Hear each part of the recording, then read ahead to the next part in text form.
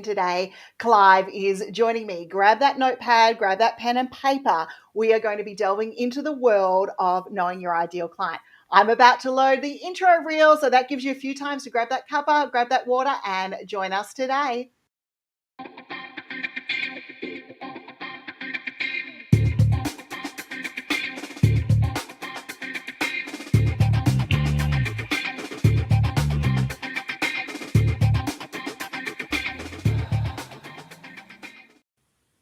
Well, welcome. It is Tuesday. We're here 2 weeks in a row this time because we've had our session with Josh, and today we're delving into knowing your ideal client with Clive. Clive is my co-founder here at Business. He sort of hides a little bit in the group. You see him occasionally, but he's the one that's sort of hiding behind the scenes. But he's the strategist, and he's the person who helps you know how to work with your ideal client, connect with them, and deliver the clarity that you need. Now, Clive is going to be taking over the wheels and everything of this skills webinar this morning. I'll be here supporting in chat. Yes, I'm going to step back behind the scenes today. And if you need anything along the way, I'm here to support you. But otherwise, I'm going to duck off camera and allow Clive to come on camera and talk to you about knowing your ideal client. So welcome, Clive. Thank you, Linda, and thank you, everybody, for being here. Are we ready to go? And of course, everybody wants to work with their ideal client. Everybody would like to know who their ideal client is and how to work with them, because if you're working with your ideal client, you are getting a much better result than if you're not working with your ideal client. So today, we want to talk about the power of knowing your ideal client. What does it actually mean to know your ideal? So first, let's introduce me. I help you discover clarity to more easily engage with more of your ideal clients more often. It's a really simple process once you understand how to deal with your ideal client, because using our proven 10-step system ensures you can understand your client's deepest needs, articulate your value, and sell more easily. At the end of the day, isn't that why we're in business? Now, a little bit more information there about how we go about helping people work with their ideal client and make business far more simple.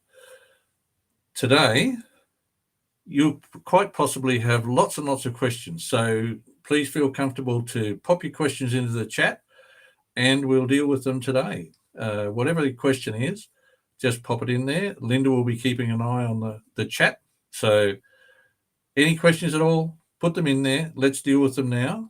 And any question is a good question. So let's get stuck in.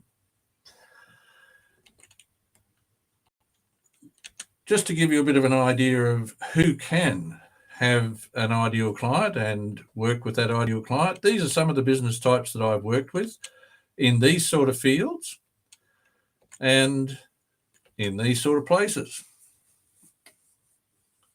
Interesting thing is that it doesn't matter where you're in business, anywhere in the world, business is pretty much the same. And clients are pretty much the same everywhere in the world. It doesn't matter what your industry is. It doesn't matter what your business is. Clients and business, the same all around the world. What sort of results can you expect if you understand who your ideal client is and understand the strategies to work with them? This is a lady who I worked with more than a decade ago now, but anyway, she summed up really well what the difference is in understanding who your client really is and what that client expects of you and how to deliver for that particular client. It's all about having the business that you want to have. And the best way to have that is to understand who you are and understand who your ideal client is.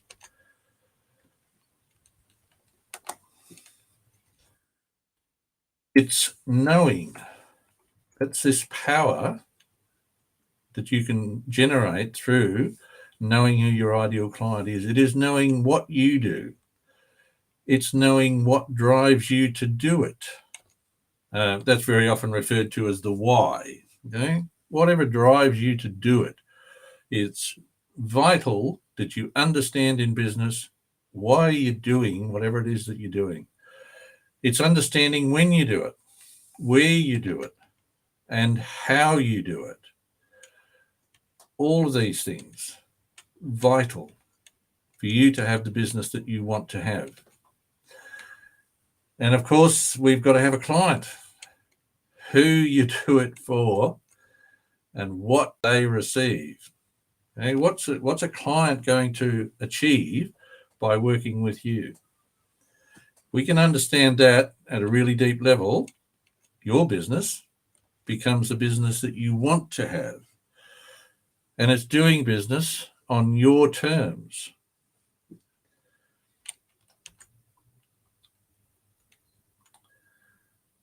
You know, what difference is it going to make to have all of that? Okay. If you identify your ideal client, you have the conversations you want to have. It cuts down the time you spend with people talking about what your business does. It means that you can get to doing the business far more readily, easily, and you achieve better outcomes for the clients you work with because they're your ideal client. Most importantly, you get to deliver what you want, when you want, as you want. It means you have the business that you dream of. It might be some time ago that you had that dream, but that's what it's all about. Thinking of that, why did you go into business in the first place? Indeed, pop some ideas into the chat. Let us know what you think is a good reason for going into business. Because, of course, there's typical reasons, but did you have a special reason for going into business? And if you did, are you achieving it? But typical reasons for being in business include making a living, being your own boss, getting to make your own decisions, and of course, choices, the freedom to make your own choices, to do what you want, where you want, when you want, and to go where you want, when you want. These are all things that we would like to have in our business. Clive, you've got a Many few people, of questions course, here. miss out. You've got a few responses to your area from there. Fred, I've just checked all the channels. Fred's just asking, is it just him or there's no video? There is video that I can see on all of our channels here. So hopefully, fingers crossed, it's going well. But we have a really dodgy internet connection here today. So it might be some of why we're not seeing stuff as quickly. Uwe said he joined business to be in control of his own destiny. And I have an anonymous one, so I'm gathering that's coming from our Facebook group, and that's all about creating more time in their business. Now, I know both of those are two topics that you like to talk about quite a bit. Indeed. So Yes, we can dive in more choices and later. freedom. Keep them coming, guys.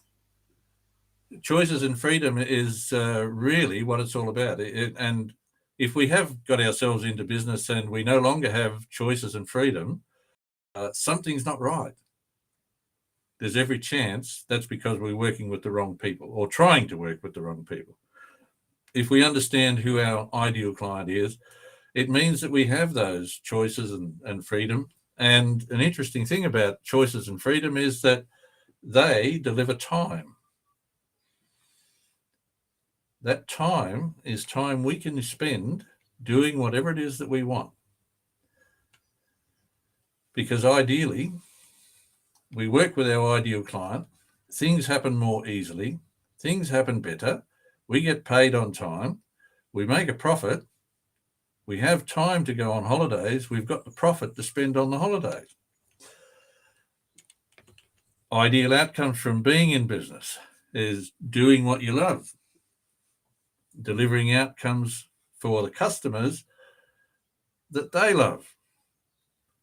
That means that your customers are going to be shouting about how good you are. That means that you have a better opportunity of getting more customers.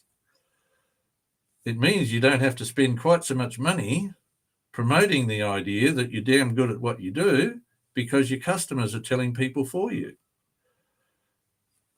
We see lots of stories about how you can do lots of marketing, do lots of presentations to your existing customers to get them to rave about what it is you do.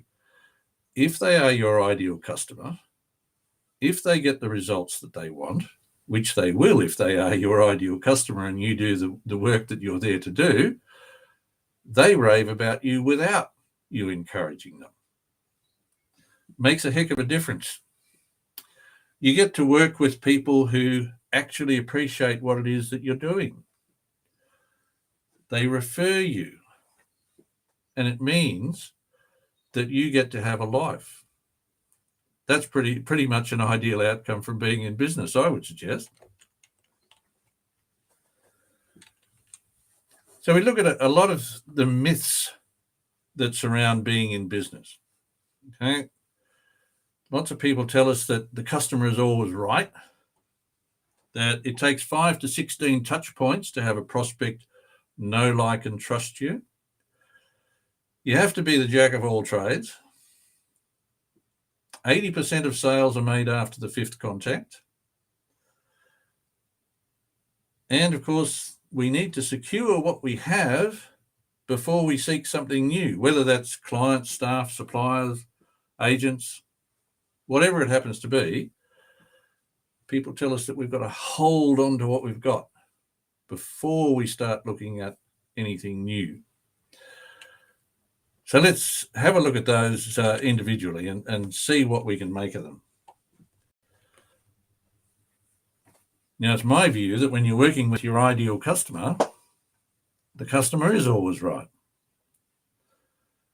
Because if they're your ideal customer, they want precisely what it is that you deliver, in precisely the manner that you deliver it, at precisely the time that you deliver it, in precisely the terms and conditions that you deliver it. So therefore, your customer is always right if they're your ideal customer. Otherwise, you might have problems.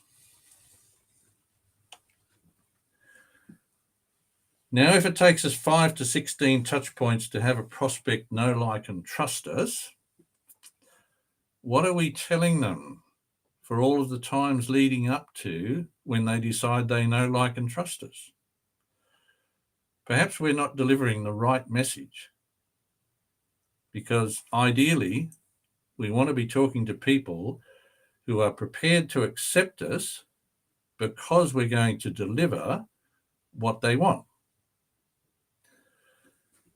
I suggest that sometimes if we're talking to people for 10, 12, 15 times before they decide they like us, maybe they don't want what we've got. Maybe they don't want the way that we deliver it.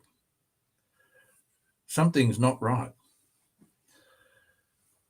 If we learn how to understand who our ideal client is, part of the power of knowing that is to show them the first time who you are, identify that they are indeed a prospect, to understand everything about what it is that they want, and explain how to deliver what we do in a way that they're comfortable to accept.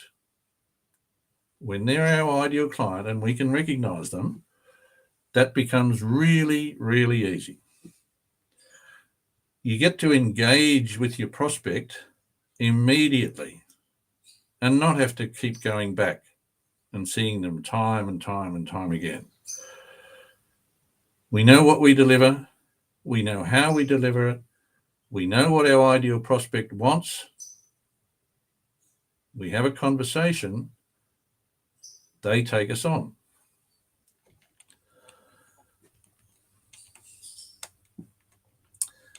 And what about this being jack of all trades? There is so much to be done in a business that it's mind-blowing. It is overwhelming. It can bring a person down. but you don't really need to do them all. Okay, again, a lot of the jobs that are being done in businesses are being done because we're not working with our ideal client. When we're working with our ideal client, business seems to be streamlined. There are much less issues to deal with. We've got our processes and procedures in place, work with the ideal client, they understand exactly what's going to happen, things run swimmingly. All runs very, very nicely. So there are a whole lot of other things that have to be done, but as the business owner, you don't have to do them all. You can outsource. There is a multitude of ways of shifting a task from you to another person. You can have a person come into your business and work within the business to do that task, or you can have that outsourced to somebody external to your business. Ideally, we want to be focusing on our strengths so that we're delivering precisely what we want. Now, if you try to be all things to all people, chances are it's not going to go well, because what customers like is somebody who can treat them very, very well because they want a very specific outcome. And if you understand how to deliver that outcome, you have more customers, and you have more customers who are very pleased with what it is that you're doing. In order to be able to do that, you must know who you are, what you do, who you do it for, where and when you do it, and under what terms and conditions that you do it. When you know that, all of a sudden, there is certainty. And when you have that certainty, you can also count on that as being success. The important thing in all of this is that you, as the business owner, are the one who sets the rules. You've heard this saying before, it's your bed, you make it. So the important question there is, how are you making yours? Is yours giving you grief, your business giving you grief? Or is it set up the way that you want it to be set up? Do you understand who your ideal client is so that you're speaking directly to that person every time you speak about your business? What about this 80% of sales are made after the fifth contact? It's actually true. That's a real statistic, that 80% of sales are made after the fifth contact. Well, that means that if you're in the group that is making 80% of their sales after the fifth contact, it means you have to follow up. It also tells us a whole lot of other things, that there are a whole lot of sales not being made because people aren't following up, because a lot of people give up after the second call. More important than that, what we really want to understand is how to make the sale the first time, but we'll get to that in a moment. Think about what it is that we're doing when we go and see a prospect, but we can't sell our product or service without visiting them 5 times or more. So we also need to look there at what are people basing their decision on if it's taking that long. Because if you can provide a solution to a person's problem that actually solves the problem, that decision will be made, and that's a good, strong, solid decision. They'll make it immediately. Immediately you show them the solution, they will buy it. Are we talking about the features of our product or service? Are we simply talking about the benefits? Are we adding those two together? Or are we talking about what a customer really wants as an outcome? Because if we're talking about the features and even what we think are the benefits, the chances are we're not talking about what the customer actually wants. And if we're doing that, there's every chance they won't tell us to no, they're not going to buy, but keep us coming back to talk to them again and again because something's close. If we know who our ideal client is, we then know what questions to ask so that the client, the prospect at this stage, will actually tell us exactly what the outcome is that they want. In doing that, we get to make the sale, the first call. And let's have a look at what it actually costs if we don't make the sale on the first call. We call and we see a prospect, we have a conversation, we make a sale. We earn 100% of whatever it is that we would get. If we go back for a second call, we're only going to get 50%. If we go for a third call, we're only going to get 25%. And if we go back for a fourth call, as the old bloke who told me this many, many years ago, what he said was, if you go back for a fourth call, that's just plain something or other stupid. So how do we arrive at those figures? If you go and see a prospect and they're your ideal client, you make a sale, you get 100%. If you go back for a second time, well, there's all that time that you're spending with this potential customer. That's got to be calculated. Then you've got the additional time it's going to take to get it started because they're not motivated as much as the person who said yes the first time, and so on and so forth down the road to the third one, etc. All the time you're spending on this second call or third call could have been spent speaking to a prospect who is your ideal customer and is ready to go right now. All of these things eat into the profitability of your business. If something's eating into the profitability of your business, it's stealing your time. If you don't have time, you don't have choice. If you don't have the freedom to choose, you're possibly not sleeping well at night. It all comes back to working with your ideal client. What about this? We need to secure what you have before seeking something new. Now, it doesn't matter whether we're talking about clients, staff, suppliers, agents, or something new, something else. It all comes back to the same thing. If we're worrying about what we might lose, that suggests we're looking backward and not forward. It means we're not using our growth mindset. We're probably looking at things from a scarcity mentality. We're worried about what we might lose rather than the potential of what we might gain. Now, if you have clients, staff, suppliers, agents, any of that, and you're thinking, I need to secure them, but they're toxic, if they're toxic, move them out and move them out now. Don't wait, because the longer you leave it, the more problems you're developing.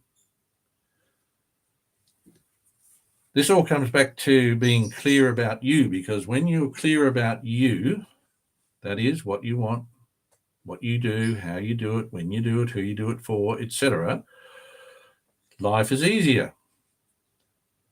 Everybody that you associate with, clients, staff, suppliers, agents, they all want to help. And in wanting to help, it's been my experience that people want to help by doing things your way. So if you know really clearly who you are and how you do things, etc., it's really easy for people to help you. But if you're unclear on any of that, people are less inclined to want to help. And they're less inclined to want to help because they can't see how helping you is going to be of benefit to you or to them.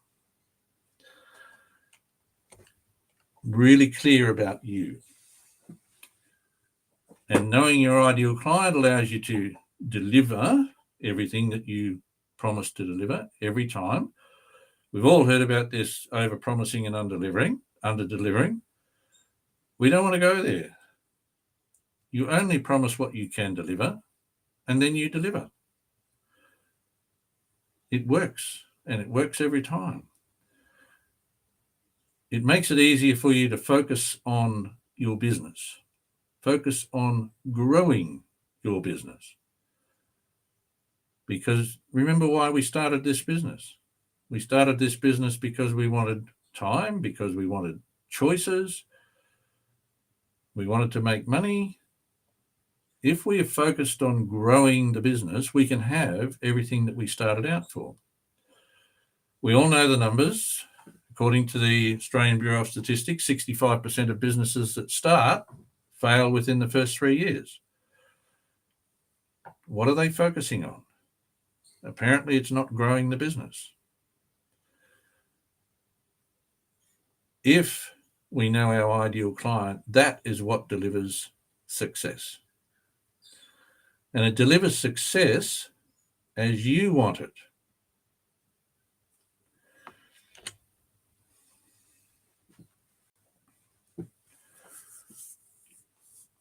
Understanding who your ideal client is means business runs more smoothly and is more simple. It's really how it works. Advertising and marketing becomes more simple because you know precisely who you're speaking to. You know precisely where they hang out, where they congregate. In other words, where you can send your message so that they're going to see it and hear it.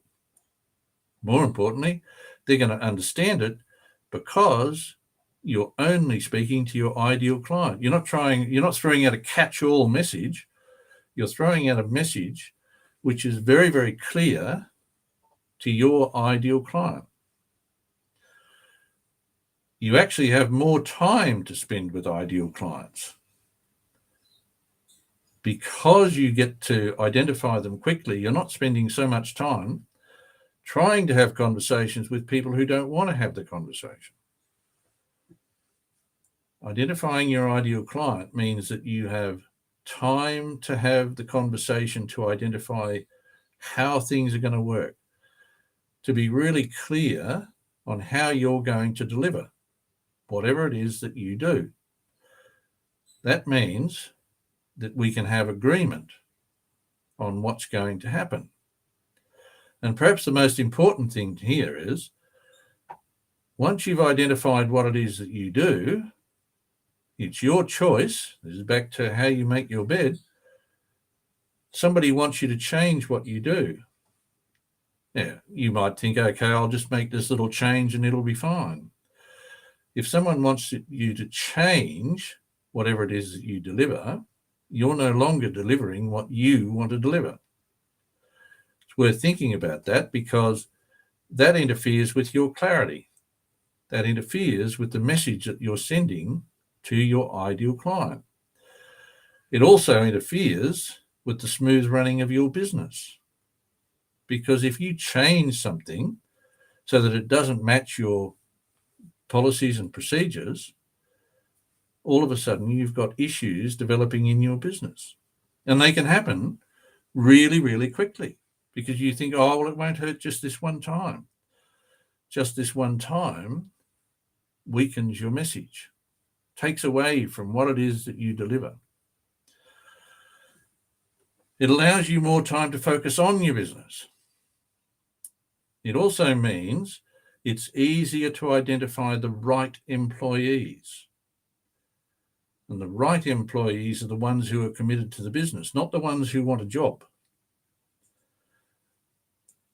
When you understand who your ideal client is, you can employ people who want to deliver what that ideal client wants, rather than somebody who's looking at doing a job. At the end of the day, the job doesn't count for a lot. It's what the client gets out of it that's important, not the job. As long as your work does what you say it will do, that's fine. That's all that's needed there. The client is actually looking for something different than the work you do. It means that you've got more time. It's more time for training. It's got more time for a lot of things. You've got more time to get yourself more customers. If you have more customers, you make more sales. If you've got more sales, you have more profit. It means you have happier customers because you're only dealing with your ideal client. It also means that you have no competition because your ideal client, notwithstanding that other people might be in a similar business to yours and delivering similar things, your ideal client is not someone else's ideal client. It means you have no competition when you understand who your ideal client is and understand how to have a conversation with those particular people.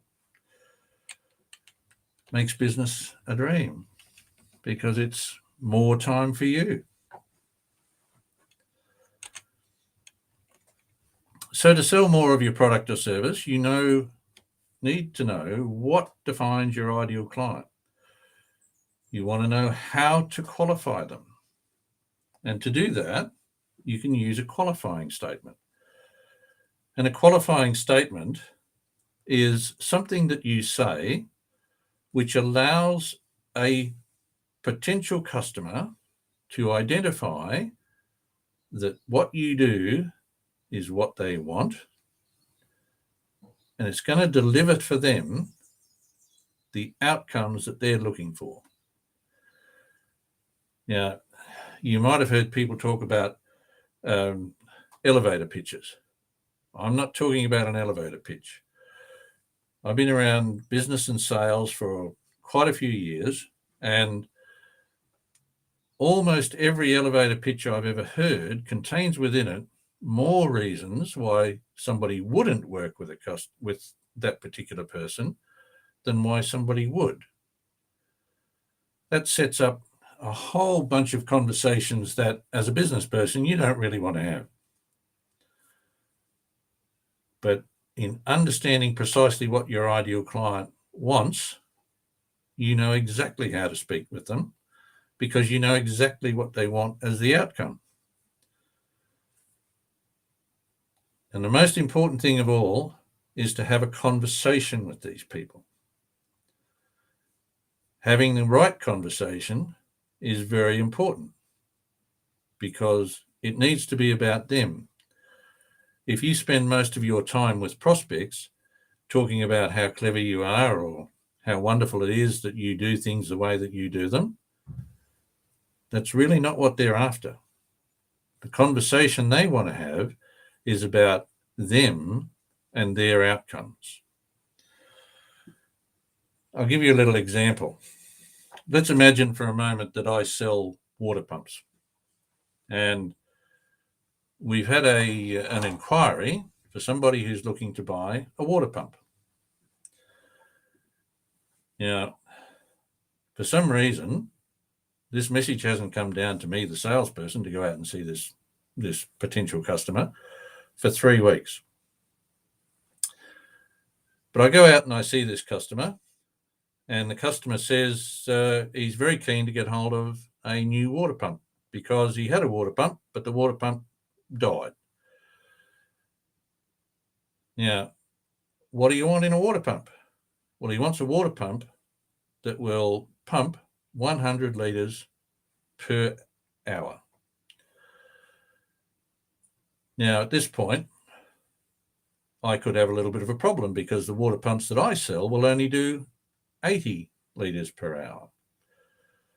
However, I've got a choice. I can leave or I can spend the time to find out what this person really, really wants. So in having a conversation with this particular prospect, We discover that he wants the water pumped from the stream that goes past his house to bring the water into the house. Now, that's where we start. That's the very beginning of why he wants the water. When we have a conversation further, we discover that what he really wants is he wants his family to be able to wash and to cook, etc. So now we're starting to get to the importance of what it is that this person is actually looking for. In further conversation, we discover that he's actually got a daughter who he thinks the sun shines out of. And it's been 3 weeks since he's had water pumped into the house. And he's watched his daughter going down to the stream to have a little bit of a brief wash. And then she's going off to go into town to do whatever she's doing. And he feels bad because she's going out not as well dressed, not as well cleaned. The long hair's not flowing like it normally does. So he wants to see her going out in all her finery in the best way that she possibly can. So that's one part of his motivation. Another part of his motivation is that for 3 weeks, he's felt terrible because his daughter is going out there and he's worried that she might think he's inadequate as a father because she hasn't been able to wash properly. Now, am I still just selling a water pump, or am I actually solving this person's problem? By having further conversation, we can talk about the 3 weeks that he's had to cope with no water coming into the house. That means that we can build redundancy into the system. By having the appropriate conversation, that fellow buys 2 80-litre per hour water pumps because he's not going to use one of them all the time. It's only for a top-up. And if, like has just recently happened, the one that he uses most breaks down, he's got the other one in reserve. So he's always got water to solve his biggest problems. That's the power of understanding your ideal customer. And it means that if you understand that customer, you have better conversations. Because you have better conversations, you meet more of them, you make more sales, it gives you more time, it gives you freedom to choose to do whatever it is that you want to do. Have we had any questions so far, Linda? Questions? There's been one or two? We've had a few questions, and so some of the people have been talking about, being pushed down this funnel system. Clive, that is one of the ones that I'm getting. I keep getting told about funnels, and what does ideal client, so how does it relate to funnels, is one of the questions that I am seeing here right now. And the other one that we've had come up has been a little bit about how do they go through this process of knowing their ideal client? Do you have a template or something that they can look at? Okay, identify the second one first. Identifying your ideal client. Most people find it difficult to identify their ideal client because it requires looking at things beyond what we're typically taught. Typically, if we use the example of the fellow who wanted the water pump, who's the ideal client, generally speaking, for the business that sells water pumps? It's somebody that wants to buy a water pump. Well, there are a lot of businesses that sell water pumps. If everybody is working on the same idea that the ideal client is somebody who wants to buy a water pump of a particular size, of a particular manufactured quality, to do a particular number of litres per hour, everybody's selling a commodity. Now, if you're selling a commodity, you're out there in the thick of it with everybody else who's sending the same message, guiding people to the same funnel, to see whether they'll pop out the bottom of it. If you're talking about your product or the service that you provide, the chances are whoever's listening to you is getting bored. We need to talk to the ideal customer in the language the ideal customer understands. Now, if you saw the first few slides that I showed today, you will have heard me say, I help people discover clarity to more easily engage with more of their ideal clients more often. Now, what does that actually mean? Because within it, it describes my ideal client. Now, did that say anything about gender? No. Did it say anything about race? No. Did it say anything about age? No. Did it say anything about anything demographic at all? I don't think so.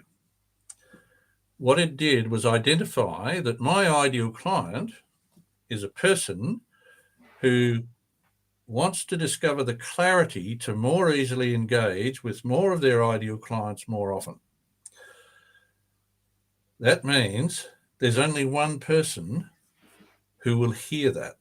Now, that person might be multiplied 1,000 times in a room of a couple of thousand people. But the people who aren't interested in discovering the clarity to more easily engage with more of their ideal clients more often will not hear that message. The people who do hear it actually put their hand up. Now, they don't physically put their hand up. They will typically ask, how do you do that? And then I can explain how that is done in a way that they will or will not be comfortable to hear. And in hearing that message, we're moving one step further to that person identifying themselves as my ideal client. How do you actually find that? It requires looking deep inside, first of all, who you are. What do you do? How do you go about doing it? When do you want to do these things? Under what terms and conditions will you do it? Then requires looking, who is the customer that fits with that? Because if there's not a match between what you do and want to do and how you want to do it, etc., and what the customer wants, that's not going to work. Then it also requires to look further to find out, to identify what it is that the customer wants as the outcome. Now, we'll go back and look at mine again. I help people discover clarity to more easily engage with more of their ideal clients more often. Now, what is the customer looking for? The customer is looking for that step in the journey. That is, if they feel that if they find the clarity to more easily engage with more of their ideal clients more often, their business will perform better. If their business performs better, they will earn more money. If they earn more money, they have more choice. They can have the freedom to choose whatever it is that they want to do. Now, if I try and identify for each individual that further outcome, then it's not going to work, because I'm going to be talking to somebody about taking a holiday when all they want to do is laze around at home. Whatever that freedom is that they're looking for, they will see inside the understanding that if they engage more easily with more of their ideal clients more often, they can have whatever it is that they want. It's very complex, but if you take the time to dig into it and identify who your ideal client is, all these other benefits that I've been talking about come to you. And in the end, it comes back to you having more time. It becomes you having a more relaxed lifestyle, the ability to choose whatever it is that you want to do. Remind me what the question I'm was? going to throw it out there that if anyone has any questions, they can ask you on volley following up today's session. How does that sound? That sounds like a good idea. Have we got a link we can send for that? I do. Thank you. I am good at this. Okie dokie. What was Anyone else got any remaining questions for Clive? Feel free to ask them while we round out today. I'll give you a few seconds. I'll give Clive a chance to get a glass of water. If you've got any questions from today, ask Clive on volley. You're going to be able to ask him personally. He will come back and he will respond to you personally about your question. So if you're not brave enough to ask them here, then there's a way that you can ask it personally with Clive. I'm going to turn off the presentation screens for a second. A couple of announcements we need to make as business people while you guys have a chance to think and I fall off my stand here and Clive's disappearing off camera, so I might turn him off.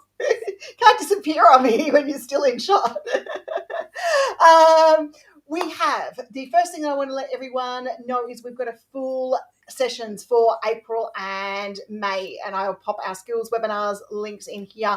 April and May is looking huge. We're doing your brand on Facebook, positioning courses as part of your business offering. In May, we've got creating short form videos. We've got a course creation Q&A session, and we've got 2 sessions with experts tools, one with peer boards about building communities and one with OmniSearch about optimizing the search of your content that you deliver to your people as well. They'll be coming up later on today into the skills page, but head to business.com.au/skills to register for that one. That will be huge. There is lots of other stuff happening around.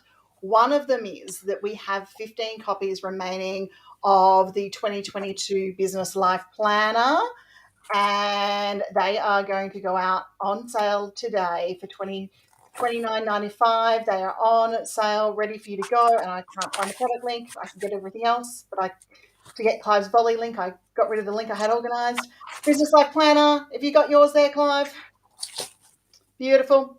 Helps you plan your business goals, break them down, etc., etc. So I went to the accounts team this morning and said I would much rather the last 15 that we have here are in hand for people using them, setting goals, breaking things down, and there are activities and tips in there from Clive to help you understand and identify your ideal client. And he's flipping his way through so you can see it. But You can even have a little bit of relaxation. little bit of mindfulness along the way. So there's 15 copies of the Business Life Planner left. They are ready for you to go.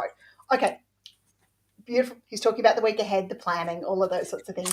Guys, we are at the end of our session today. If there are no more questions, we encourage you to keep joining, keep learning, keep connecting and doing with us here at Business through Enova Group and through everything that we do. Today has been a great session. I'm going to round things out now with our outro as we head off and delve into a new day ahead.